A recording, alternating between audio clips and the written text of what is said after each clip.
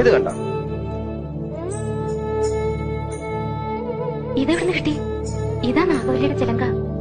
അതായത് 150 പരം വർഷങ്ങൾ പഴക്കമുള്ള ചിലങ്ക. എന്നാ തെറ്റി, ഇതാ ചിലങ്കയല്ല. ഇതിന് 5 വർഷത്തെ പഴക്കം പോലുമില്ല.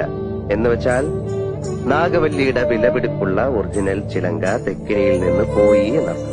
എവിടെ പോവാൻ? ഇത് തന്നെ ആണെന്ന് തോന്നാം, പക്ഷെ ഒറിജിനൽ അല്ല. ചുമ്മാ ഇരി സണ്ണി. പുരാവസ്തു ഗവേഷണം എന്നും പറഞ്ഞ് ഞാനും കുറച്ചു വർഷം ഉറക്കം അടച്ചതാ. ഇത് അത് തന്നെയാ.